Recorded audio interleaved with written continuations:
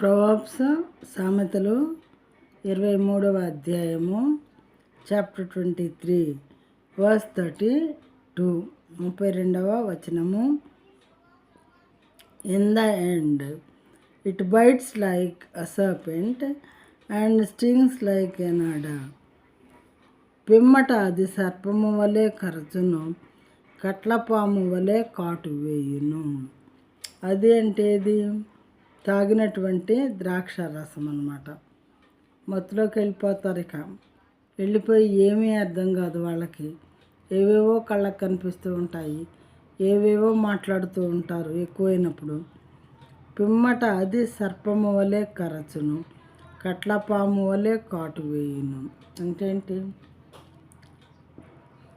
పాము కరిచినప్పుడు, కట్లపాము కరిచినప్పుడు మరి ఎంత డేంజరస్ సిచ్యువేషన్లో మనుషులు ఉంటారో ఆ రకంగా దానివల్ల హాని జరుగుతుంది అని ఇక్కడ వాక్యం యొక్క మీనింగ్ అన్నమాట.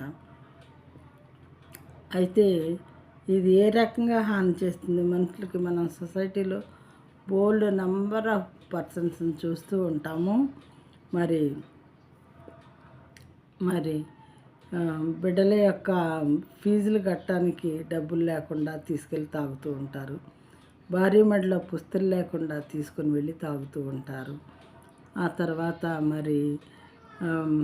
బిడ్డలకి హాస్పిటల్కి వెళ్ళాల్సి వచ్చినా కానీ ఆ డబ్బులు కూడా తీసుకొని వెళ్ళి బిడ్డలను పట్టించుకోకుండా వాళ్ళ రోగాల్లో వాళ్ళని వదిలేసి వీళ్ళు మాత్రం ఎంజాయ్ చేస్తూ ఉంటారు.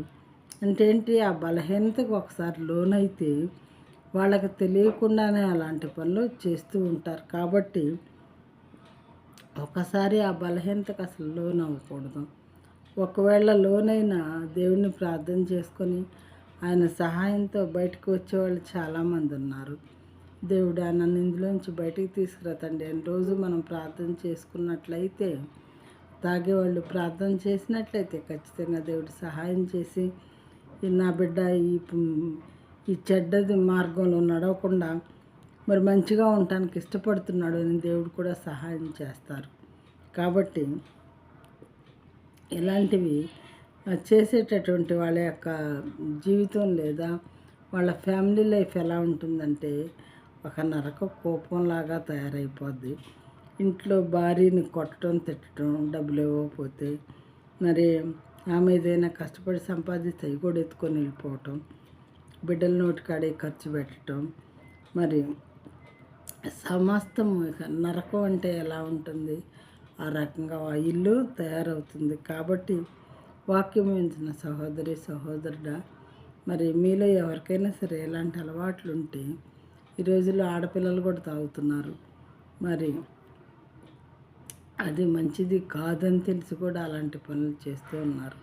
నీవెవరైనా సరే వాక్యం వింటున్న నీకు ఇలాంటి బలహీనత ఉంటే దేవుని నామములో మిమ్మల్ని బ్రతిమాలుతున్నాను. ఆ రకమైనటువంటివి విడిచిపెట్టి మరి కుటుంబంతో సంతోషంగా, బిడ్డలతో సంతోషంగా జీవించాలని దేవుని నామంలో మిమ్మల్ని మనవి చేయుచున్నాను.